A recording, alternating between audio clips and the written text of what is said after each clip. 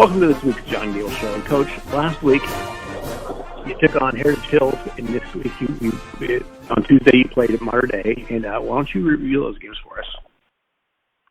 Well, they're both good wins, especially because we're without Carter Mundy. Carter Mundy tore his ACL in practice last week, and so we played Heritage Hills and Evansville Mater Dei without him. And he's been our leading scorer, our best shooter, our best perimeter threat. And so there's a little bit of question how good how would we be able to score? Would we be able to shoot? And could we put up enough points to get wins? And I think we've handled it really well. We've had some guys like Jack Albrand and Spencer Engler increase their minutes and step up their game and hit some perimeter shots, and so that's been huge for us.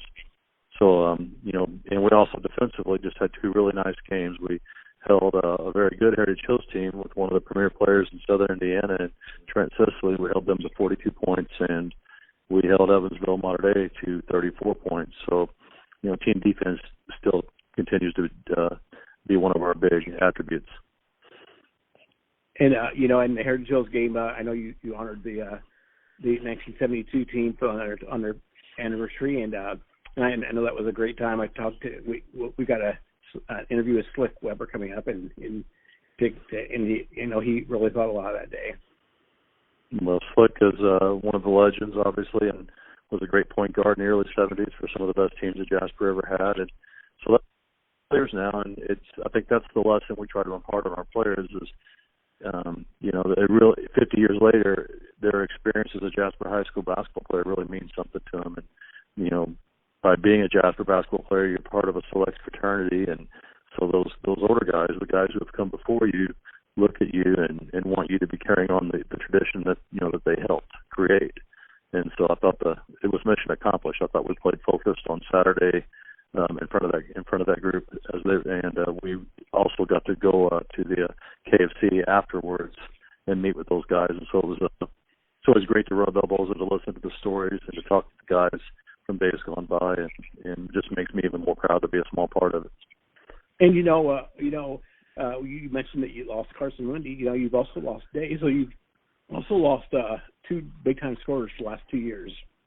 Yeah, Isaac Day was a junior last year, was our leading scorer, and he's been out the entire season. And Carter Mundy obviously has been our leading scorer this year. And so you look at the bench right now, and they sit on the end of the bench by the coaches, and there sits Isaac Day and Carter Mundy. So I'm proud of the team we have, and I'm proud of how good we are. And we feel like we still have a pretty good team and have a chance to be successful, even though we're far from perfect. But you look at Carter and Isaac, and it has to make you wonder and ask the question, how much better could we have been?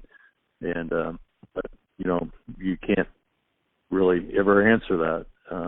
Everything happens for a reason, and I'm just proud of the guys who have gotten an opportunity with those guys being out to step up and produce for us and fill their shoes. So I think that's what a good team and a good program is all about. You have to be bigger than one or two people. There always has to be somebody ready to rise to the occasion when their time is called. And and when you look at the record of 15-3, it's a tribute to how good Jasper basketball is in depth wise. Well, we've won a lot of close games, and I think some of that we've talked about in your show already this year. That a lot of that's just because of the lessons we learned last year. We have 6 seniors playing this year that all played varsity last year, and we took a lot of hard knocks last year, and we're both paying those dues last year are paying off this year. So I think it's the experience more than anything that has helped us to a 15-3 record. And then you take on Heritage Hills, defeat them, and then you come back Tuesday and you beat a team that I'm sure you're very familiar with, Evansville Mater Dei.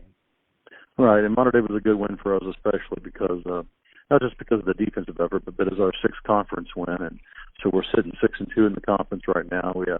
We had a tough loss down at Evansville North a few weeks ago when Tanner Ernie and Michael Beekler were both out, and until our 2 best defenders, arguably, and then we had a really tough loss where we had the ball last against Evansville Harrison and weren't able to knock down a shot, but we lost by 1 at Evansville Harrison to a good Evansville Harrison team. So being 6th in the conference is important. It puts us toward the top and still have a outside chance if we can beat Castle on Friday to win the conference, depending on how everything falls here at the end. But most importantly, we wanted to show that we belong in the conference. When we joined the SIC a couple of years ago, I think there was some, grumbling and some speculation that maybe Jasper basketball couldn't compete consistently with the Evansville schools, and I think we've answered that question. And we'll be back on the John Goebel Show right after these messages from our sponsors to talk to 1972 Jasper Wildcat Slick Weber. You're listening to the Southwest Indiana Sports Network on Milligan Brosmer Communications.